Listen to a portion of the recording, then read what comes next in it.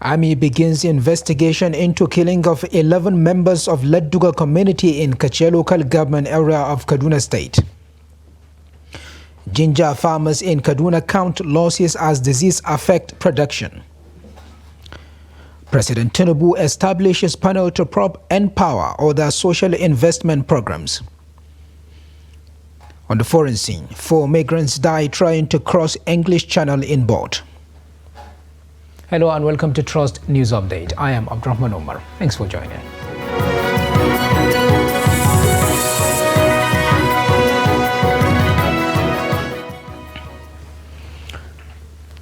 And now the news in full. Fulani leaders in Tilde Fulbe, Ladduga Community in Kache local government area of Kaduna State on Saturday confirmed that the Nigerian army has begun investigation into the killing of 11 members of the community. Recall that Trust TV reported on how 11 decomposing corpses of Fulani from the community were discovered in a forest located near an area called Crossing within the local government area. The bodies were identified by relatives and community members as those of the Fulani allegedly arrested by soldiers in the area at different times. Meanwhile, some human rights activists have called for an immediate investigation of the alleged killing of the 11 Fulani men by some soldiers in Kache local government area of Kaduna State. Muhammad Noura noted that the soldiers had no right to kill anybody without court order, calling for the probe of the military men involved in the killings. And our police in Niger State have arrested a suspected bandits leader, Rabiu Yusuf, aka Rabi, at the popular Tunga Malam Market, Paikoro local government area of the state. The Commissioner of Police in the state, Sau Shawulu Ebenezer Danmumman, disclosed this while parading different suspects arrested by his command. He said the suspected bandit was arrested on January 6th based on intelligence report, saying that during interrogation, the suspect confessed to a series of kidnappings he had participated in. He added that the suspect was a member of Muare camp of bandits terrorizing Beji, Mayukunkele, Boso, Gau Babangida, Sangeku, Bangi, Gulu, and Lapai areas of the state. He said the command arrested 14 other suspects for various offenses, including kidnapping, arms dealing, armed robbery, car theft, raping, and thuggery, and recovered various arms in the last few weeks. The police commissioner said the suspects were arrested after kidnapping a 20-year-old victim and collected 1.6 million naira ransom. In the meantime, former Vice President and 2023 presidential candidate Atiku Abubakar expressed profound sorrow over the tragic killing of Nabiha Al-Qaridia, who fell victim to her abductors in Abuja. Atiku, in a statement shared on his official handle on Sunday, emphasized the critical need for a revamped security architecture to effectively tackle the unchecked activities of kidnappers and bandits across the nation. He urged security agencies to escalate efforts in rescuing the remaining hostages, echoing the broader call for urgent security reform. The recent kidnapping of Mansour Al-Qadriya and his 6 children in the Buhari Area Council of the Federal Capital Territory underscores the severity of the situation. Nabiha, a 400-level biological science student at Ahmadu Bello University Zaria, was laid to rest according to Islamic rites on Saturday. The kidnappers, who initially demanded a 60 million naira ransom, increased their demand to 100 million after Nabiha's tragic murder. The incident has triggered a public outcry on social media, with Nigerians rallying for justice and the release of her abducted siblings. Meanwhile, residents in Kwanar Mahua in Tofa local government area of Kano State are grieving the tragic death of teenager Amina Bala. The incident unfolded this week when Amina's fiancé collaborated with an alleged fake doctor to perform an unsafe abortion. It was reported that Amina's fiancé, who is suspected of being responsible for her pregnancy, took the drastic step in an attempt to conceal the situation. The Abatu Garba's report on this tragedy is presented from our studio. The peaceful atmosphere of Kwanar Mahua in Tofa local government area was shattered when 2 young men, Ukasha and Chidera, were apprehended following the tragic demise of pregnant Amina Bala. The husband of the deceased mother, Muhammad Lawan, expressed his distressing revelation. He revealed that Amina had been romantically involved with Okasha for approximately a year and their wedding date had been fixed. Although Muhammad says he was not aware of the deceased's pregnancy until a Hisbah personnel called and informed him about the incident. Sincerely, I have no idea that the girl was pregnant. I only got to know through one Hisbah operative that the girl and the boy were arrested. He recounted his attempt to inform Okasha's parents only to be met with denial regarding their son's involvement in Amina's pregnancy. Amina's mother, Umma, was still grappling with the aftermath of the situation. She expressed profound sorrow over the loss of her daughter, describing her as loving and obedient. Trust TV investigated the whereabouts of the unqualified medical practitioner. On visiting Lambumbanki, the chemist's doors were locked. A nearby shopkeeper, Ado Haruna, shed light on the chemist's previous conduct, stating that there never had been prior issues until the recent abortion case. This has never happened before. This is the first time this will happen since I came here. He was not selling even cough syrup. This is something destined to happen, and he cannot escape it. The Kano State Police Command took swift action, arresting Okasha Mohammed, age 19, and Chidera Ugu, age 24, on Thursday, January 4th. The two have been apprehended for their alleged conspiracy to administer injections and drugs to Amina Bala, leading to her tragic and untimely demise. Now, as Nigeria approaches to the 2024 Armed Forces Remembrance Day celebration on January 15th, Nigerians are united in paying homage to the heroes of the past who made ultimate sacrifices for the unity and prosperity of the nation. In this report, Ibrahim Ismail takes a look at the significance of the Armed Forces Remembrance Day. Take a look. Nigeria's fallen heroes and living veterans have played pivotal roles in ensuring the security and unity of the nation over the past decades. They stand as the bedrock of the Nigeria's security and overall sovereignty, reflecting their significant contributions to nation building. Speaking to Trust TV, Nigerians are expressing their appreciation for the efforts of the Nigerian legionnaires. The veterans will be remembered by their resilience, hard work and dedication. They fought wars. They are different and incomparable. What can I say that they try for the nation? Because to die because of your country, it's a very big thing. So they really try. So and the entire family, there's no suffer at all. Their generation, there's no suffer. Despite the sacrifices of Nigeria's brave men and women of the armed forces, the reward for putting their life on the line leaves much to be desired. Their concerns echo the challenging welfare conditions of the veterans' families, emphasizing the need for an improved pension scheme to honor the sacrifices made for the nation. Most of them, it is because of the country that their wives became what they are today. Their children are not being cared for. Their wives are not being cared for. Some of these people have died. Instead of this, the people that hate them, to see how they could work for their whatever to be given to their family, they siphon the money. Most of them don't get their pay. Their wives are just suffering. They don't even look after them again, whereas they were trying to protect the country and they died in war front or whatever. So they're not cared for. In commemorating the Armed Forces Remembrance Day, citizens empathize with the fallen heroes and veterans, acknowledging their struggles to navigate the harsh economic conditions in the country. The Armed Forces Remembrance Day, observed annually on January 15th, serves as a symbolic gesture to remember departed compatriots and honor living veterans who have dedicated their lives to the service of the nation. Ibrahim Ismail, Trust TV News, Abuja. President Bola Tinubu has set up a special panel on social investment programs. Presidential spokesman Ajuri Ingilale said this on Saturday. The move is sequel to Tinubu's suspension for 6 weeks of the 4 programs under the National Social Investment Programs Agency in Siba. And the panel will be led by the coordinating Minister of the Economy and Minister of Finance, Wale Edun.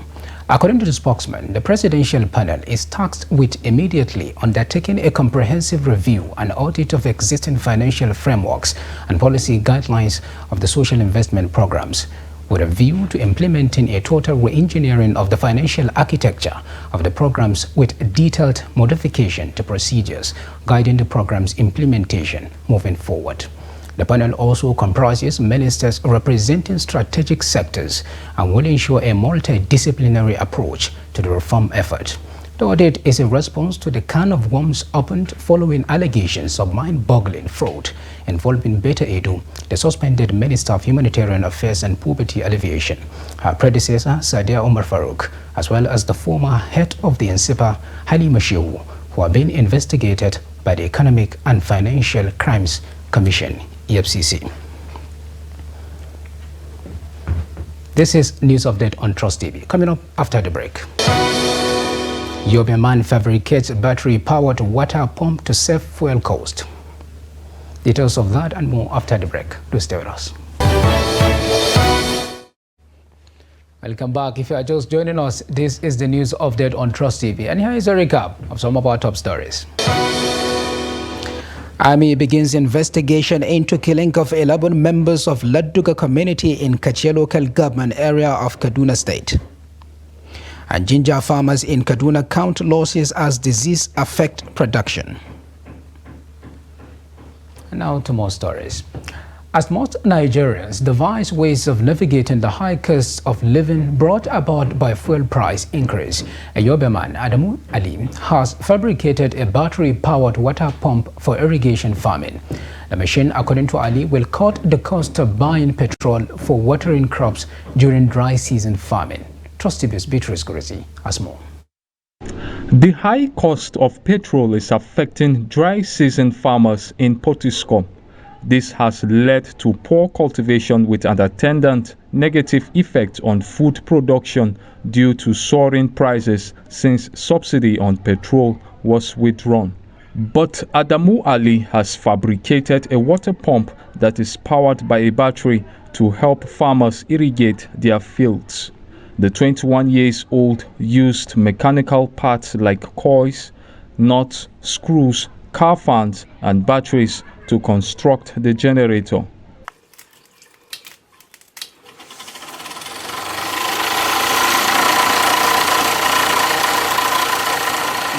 Akwai construction sabo, akwai construction din machine, sannan kuma akwai construction din mota ma da kuma keke ma duka wannan ana construction din su. I have constructed prototypes of motorcycles, cars and tricycles, but I constructed this particular one because farmers are finding it difficult to cope with the high cost of fuel. The water pump machine lasts more than 3 hours, and you don't need to charge the battery because while it's pumping water, the battery is charging itself. Some farmers who experienced its functionality expressed hope that the water pump will reduce the cost of irrigation. I need support from the government and companies that want to make life easier for farmers. It costs over 100,000 naira to fabricate one machine because getting materials is a challenge for me. I get materials from metal scrap dealers and order for others. It takes weeks to gather what I need to fabricate one. Gaskiya wannan inji dai gaskiya abun godiya ne sosai. The battery-powered water pumping machine is a good thing. It has brought us farmers much relief that we can't comprehend. Before we power it with fuel, but now we have a water generator that doesn't use fuel. Lokacin da ya fara wannan abun muna ga kawai shirme yake yi. Ana mar kallo kamar mahaukaci. Har yanzu haka ma bai da abokai da yawa. Don saboda mene any moment, any time. When he started fabricating things, we saw it as a waste of time. Some of us thought he was unwell. It even made him lose friends because he was always at his workshop. But little did we know that he was creating something great. The battery-powered water pump machine could be a lifesaver for farmers and help boost agriculture across the country. Bitrus Kuruti, Trust TV News, Maiduguri. In the meantime, residents of Oyo State have commended the priority the state government has placed on funding and equipping the security architecture in its environs. In furtherance of his focus on tackling insecurity, Governor Seyi Makinde on Friday rolled out 100 security vehicles to 9 security outfits in the state. The gesture did not go unnoticed, but attracted deep appreciation from residents. The report. Insecurity is a common theme that has permeated the entire country, causing state government to step up effort to complement federal government attempt to maintain law and order. For the second time in 3 months, the Oyo State government is distributing security vehicles to security agencies in the state.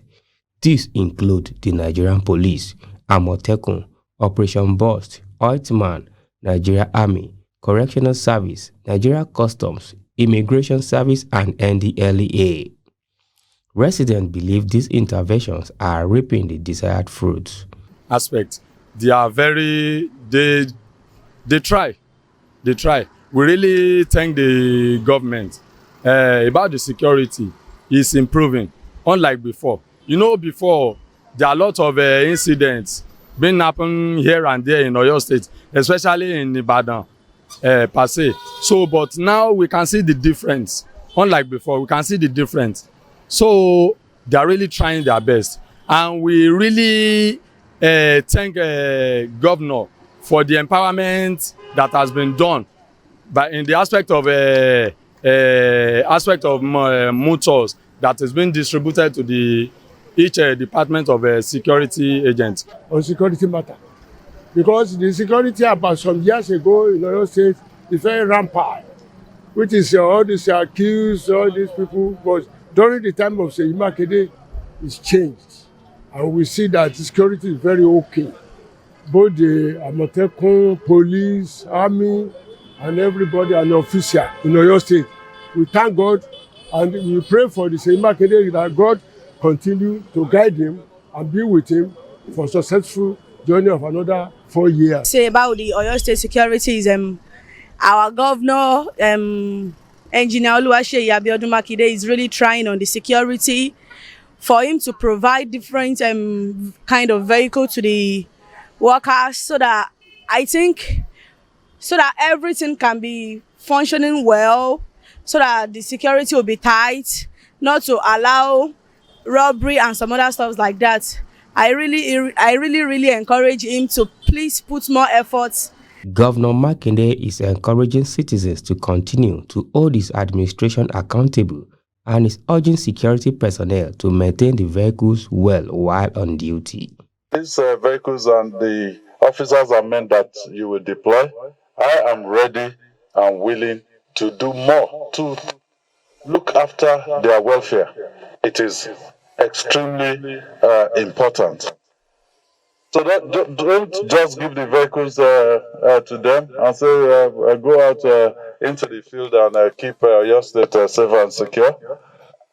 Come back to us on your welfare requirements and we will attend to that. On behalf of the Inspector General of Police of the organization I represent and all other service commanders here, we promise you that we're going to make maximum use to ensure that Oyo State remains the best-ever state in security and our people shall continue to enjoy the benefits of democracy. Service commanders are being commended for the leadership and motivation which has contributed to the positive security outlook in the state when needed. To maintain the positive trend, the governor says his administration is ready and willing to provide support. Now, away from Nigeria, in a devastating incident, 4 migrants lost their lives while attempting to cross the English Channel in French waterways, as reported by the AFP news agency.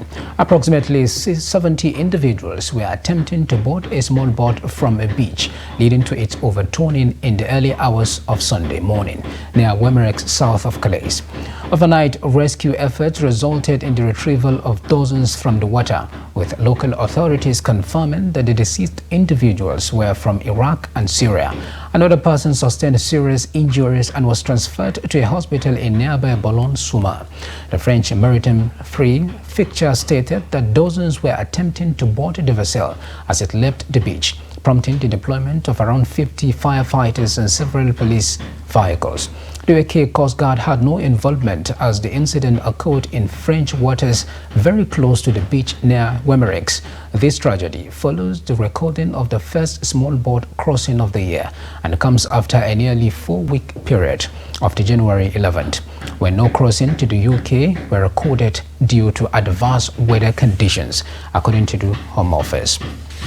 Now, finally, on sports news, Mamelodi Sundowns coach Rolani Mokwena has expressed confidence in Nigeria's Super Eagles, naming them among the favorites to clinch the AFCON 2023 championship as the Eagles kick off their pursuit of a 4th AFCON title against Equatorial Guinea in Group A on Sunday. Mokwena highlighted Nigerian strengths, citing their top players and consistent competitive performance. In the first AFCON encounter with Equatorial Guinea, the Super Eagles aim to maintain their winning streak, having emerged victorious in their 3 previous meetings. Mokwena identified other strong contenders for the title, including Morocco, Egypt, Ghana, Senegal, and Ivory Coast, emphasizing the quality of their squads and past performances. The coach also pinpointed key players to watch during the tournament, praising Victor Osimhen for his goal-scoring prowess and leadership on the field. Additionally, Mokwena highlighted Ashraf Hakimi and Mohamed Kudus as exceptional players capable of influencing game outcomes.